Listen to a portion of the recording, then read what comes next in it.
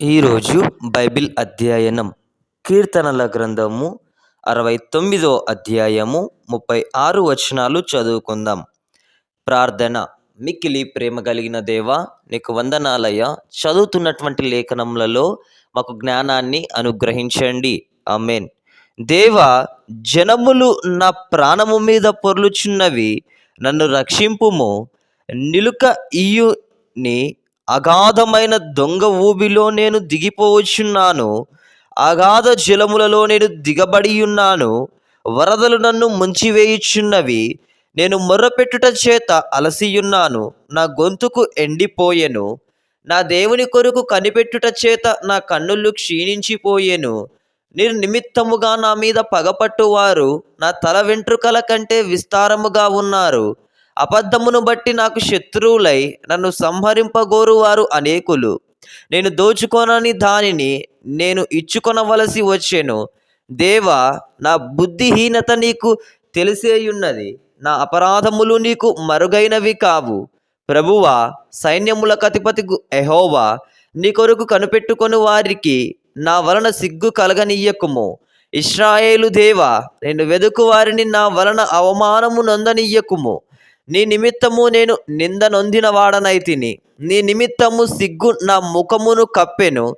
నా సహోదరులకు నేను అన్యుడనైతిని. నా తల్లి కుమారులకు పరుడనైతిని.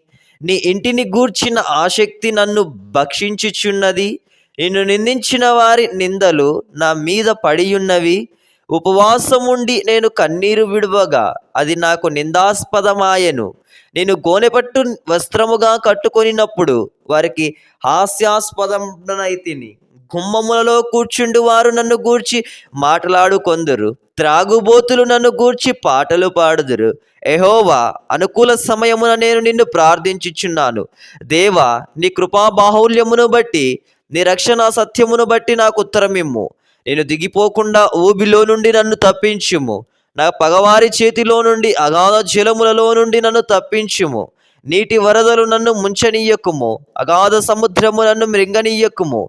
గుంట నన్ను మృంగినీయకుము. యెహోవా, నీ కృప ఉత్తమత్వమును బట్టి నాకు ఉత్తరమిమ్ము. నీ వాత్సల్య బాహుల్యమును బట్టి నా తట్టు తిరుగుము. నీ సేవకునికి విముఖుడవై ఉండకుము. నేను ఇబ్బందిలోనున్నాను, త్వరగా నాకు ఉత్తరమిమ్ము. నా యొద్దకు సమీపించి నన్ను విమోచింపుము. నా శత్రువులను చూచి నన్ను విడిపించుము. నిందయు సిగ్గును అవమానమును నాకు కలిగేనని నీకు తెలిసేయున్నది. నా విరోధులందరూ మీకు కనబడుచున్నారు. నిందకు నా హృదయము బద్దలాయను. నేను బహుగా కృషించియున్నాను. కరుణించు వారి కొరకు కనిపెట్టుకొంటిని గాని ఎవరునూ లేకపోయిరి. ఓదార్చు వారి కొరకు కనిపెట్టుకొంటిని గాని ఎవరూ కానరారైరి. వారు చేదును నాకు ఆహారముగా పెట్టిరి. నాకు దప్పి అయినప్పుడు చిరకను త్రాగనిచ్చిరి. వారి భోజనము వారికి ఉరిగా నుండునుగాక. వారు నిర్భయులై ఉన్నప్పుడు అది వారికి ఉరిగా నుండునుగాక. వారు చూడకపోవునట్లు వారి కన్నులు చీకటి కమ్మును గాక. వారి నడుములకు ఎడతెగని వణుకు పుట్టించుము. వారి మీద నీ ఉగ్రతను కుమ్మరించుము. నీ కోపాగ్ని వారిని పట్టుకొనుగాక. వారి పాలెము పాడవునుగాక. వారి గుడారములలో ఎవడునూ ఉండకపోవునుగాక. నీవు మెత్తిన వారిని వారు తరుముచున్నారు. నీవు గాయపరచిన వారి వేదనను వివరించుచున్నారు. దోషము మీద దోషము వారికి తగులనిమ్ము. నీ నీతి వారికి అందనీయకుము.